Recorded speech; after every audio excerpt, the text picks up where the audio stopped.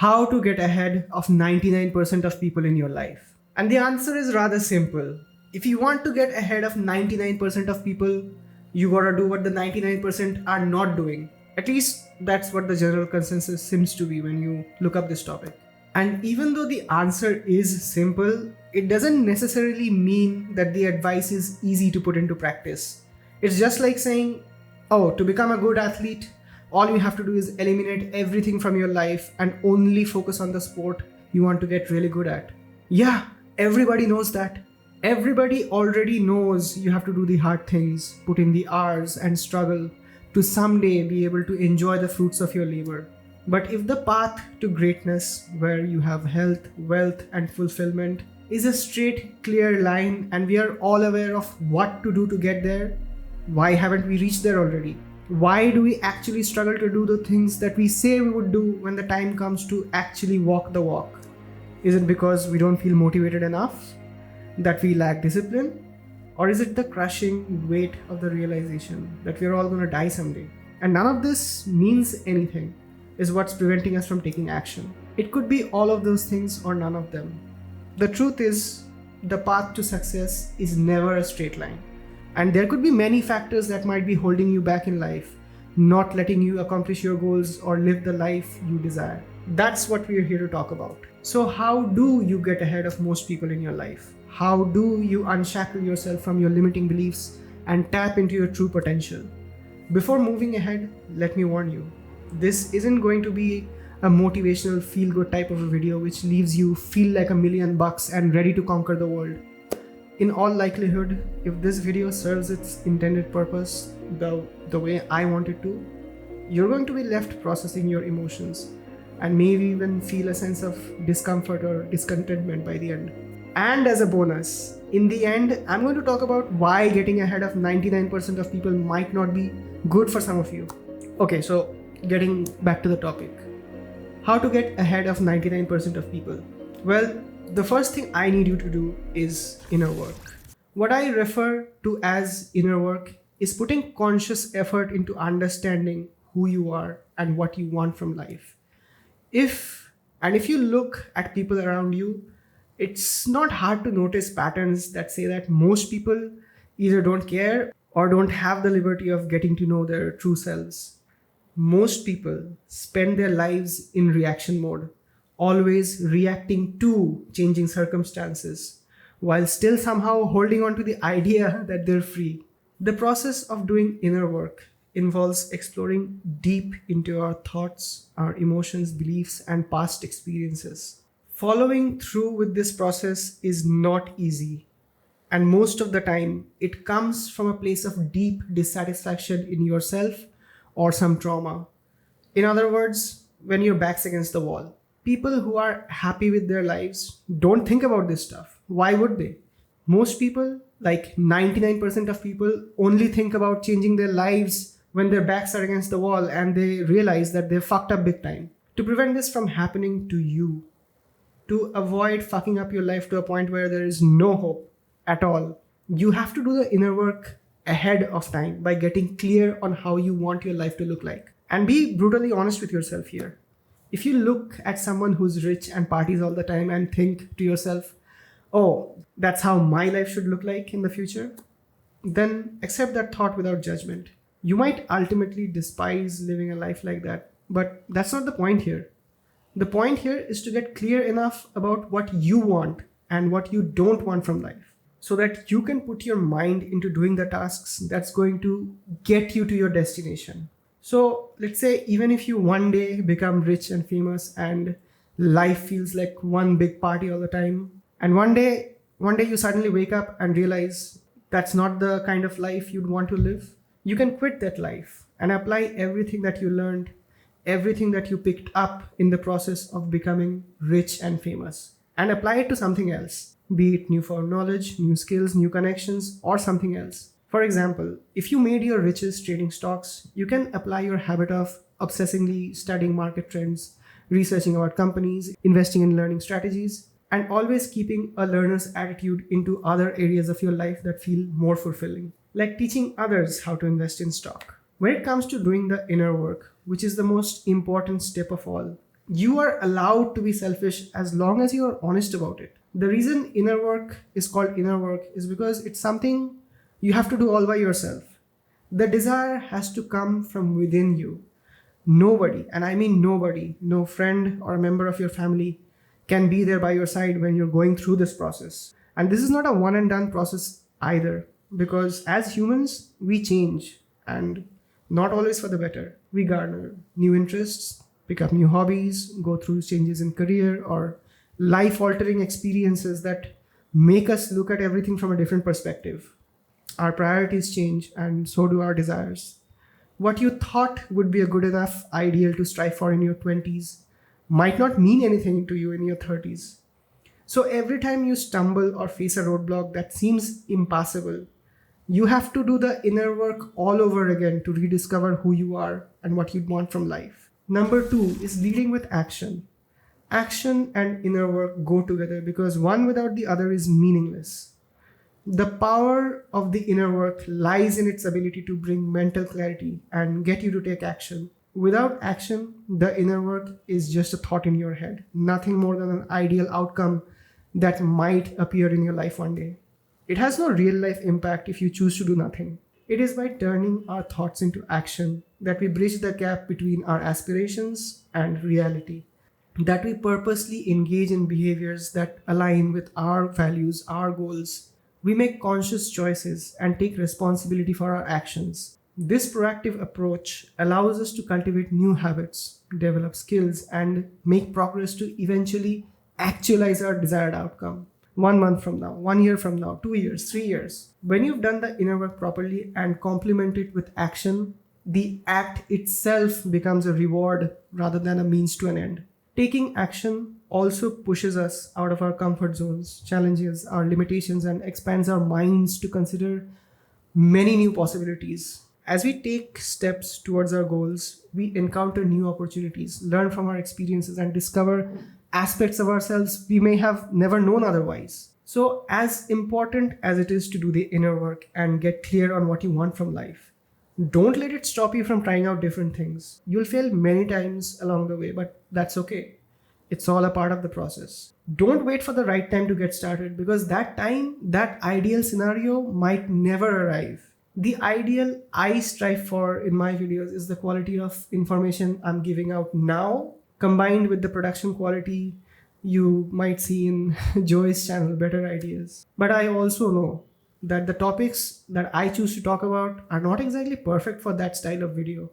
For instance, I don't think I'll ever be able to film enough B-roll to cover 20 to 30 minutes and still publish 2 videos per week. And then there's editing. The editing. That's why I compromise and publish these videos anyway, with just me talking in front of the camera. I would like to someday make my videos more cinematic and good looking. But for now, my inner self tells me that progress is more important than perfection.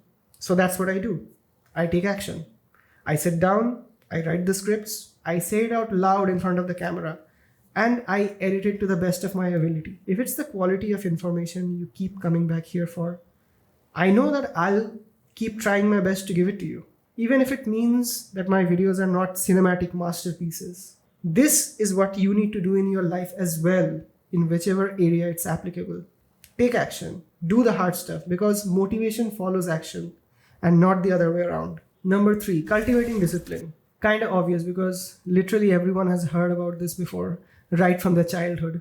But I'll tell you the real reason why cultivating discipline is hard. Discipline is hard because people have the wrong idea and take the wrong approach to cultivating it. There's a saying that relying on motivation to improve your life is pointless because it comes and goes. What you should do instead is become disciplined. How most people interpret that information is something along the lines of, okay, I'm going to do this and I'm going to keep on doing this whether I feel like it or not. I'm going to wake up at 3 in the morning.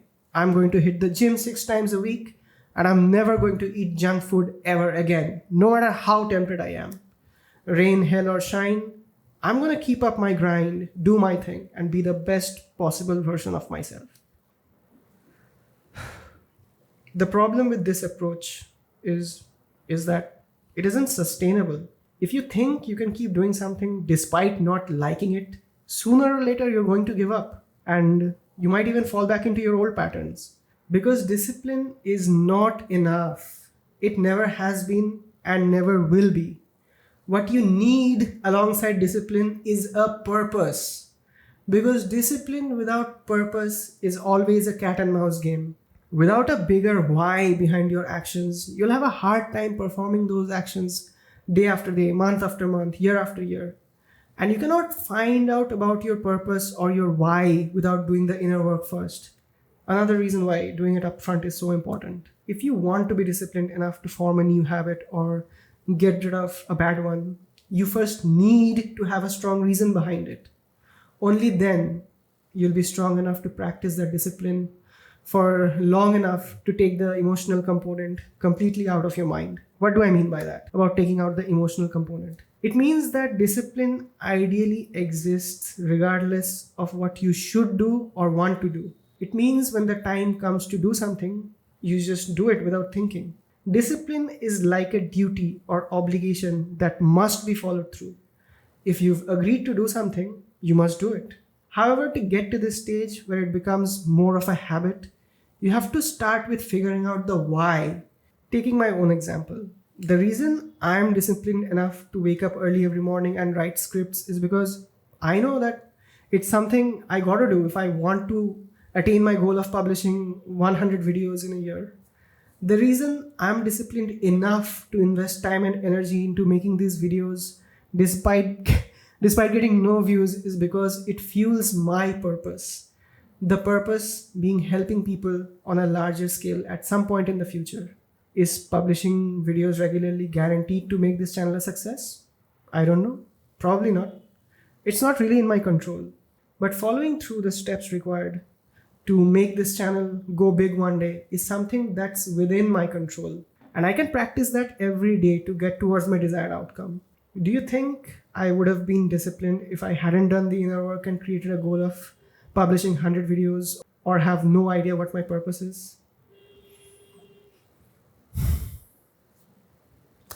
Another way to cultivate discipline is by imagining the worst that could happen if you don't follow through.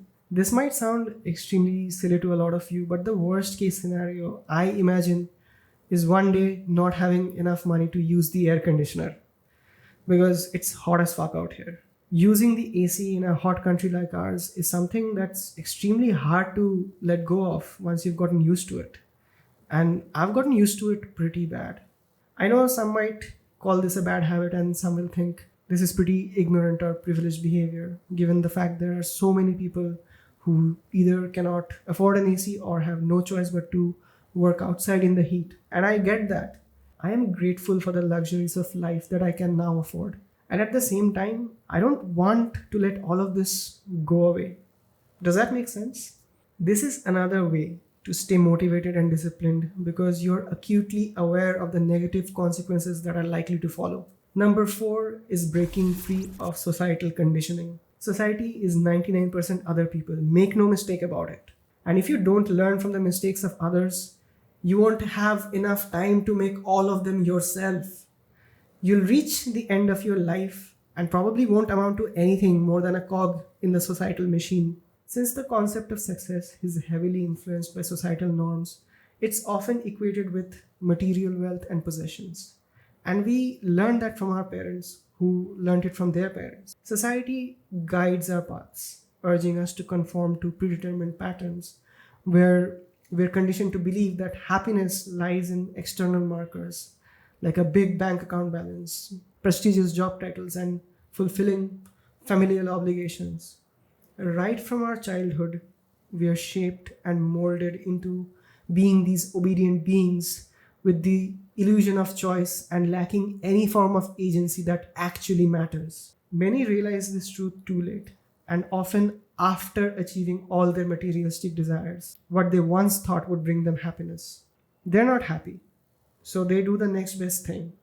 They choose to distract themselves or drown their sorrows by consuming mind-numbing media, turning to alcohol, drugs, and whatnot. And there is no way out of it because they don't know any better. When you just have one voice speaking into your ears all the time, everything else will just sound like noise. Societal conditioning is a bitch, and the only way to break free of the conditioning is to break free of the patterns that are keeping you changed. At this point, we again have to circle back to doing the inner work, because without it, it's next to impossible to find our purpose and realize our highest potential. And no, this isn't about money. Money is only one part of the equation. So while you're on your journey of doing the inner work, ask yourself the tough questions. Question your personal beliefs, question your upbringing, question your religious values, question your neighbors. Find out if the person holding you back is you, or is there any other external influence involved. You might piss off a lot of people in this process, because when you try to break free of this societal conditioning, some people around you are going to start feeling threatened or feel like they're losing their authority over you. Expect this process to be very uncomfortable, but that discomfort is a sign that you're asking the right questions. I'm not asking you to abandon everything and go live in the jungle and eat fucking berries for breakfast. My only goal here is to get you to shed that tribal mindset that's been instilled within all of us from a very early age and take back control of our lives. I know it's not completely possible to separate ourselves from society in the grand scheme of things, because we all belong to a certain country and have distinct government assigned identities. But you can at least take a look at others around you, what they're doing, and try to find out what you can do differently. Okay, to sum up the video, you get ahead of 99% of people by first and foremost doing the inner work and getting crystal clear about what you want from life. Not waiting for inspiration, but putting in the action alongside inner work. Cultivating discipline that's fueled by a deep sense of purpose and breaking free of societal conditioning. At this point, some of you might be thinking, wow, this is disappointing. I thought this video was going to tell me something different, something I didn't know already. And you'd be wrong if you think I didn't. I did tell you a lot of things that you subconsciously knew already. If the message didn't register, this video was not meant for you. And for that, I apologize. Now let's talk about why getting ahead of 99% of people might not be good for you. Here's the harsh truth. The lives of the 1% whom you want to be like aren't very different from the rest of the population. You know, the ordinary folk, or who you refer to as NPCs. Some of them, the elites of the world, are straight up miserable. If money and fame solved every problem in the world, then we wouldn't have celebrities lining up the doors of therapists, engaging in substance abuse and ending their lives. Sure, the 1% might have more financial resources and material possessions, but they're not immune to the suffering of the human condition. They face challenges, worries, and insecurities just like anyone else. Money can provide comfort and convenience, but it doesn't guarantee happiness or fulfillment. Oftentimes, what happens is small problems that arise out of having little or no money are replaced by bigger problems when you have wealth. The 1% are burdened with responsibilities, expectations, and pressures that come with their status that most of us cannot even begin to comprehend. Also, the pursuit of wealth often comes at the expense of personal relationships, health, and genuine experiences. Money can buy you friends. Moreover, money cannot shield them from the unpredictability of life, including loss, heartbreak, and existential dread that creeps up when you least expect it. And that's the truth.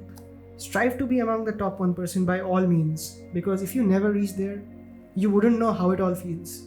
So, by all means, give it your best and reach there. But don't be surprised if it doesn't make you happier or calmer or more peaceful. All those things come from the inside.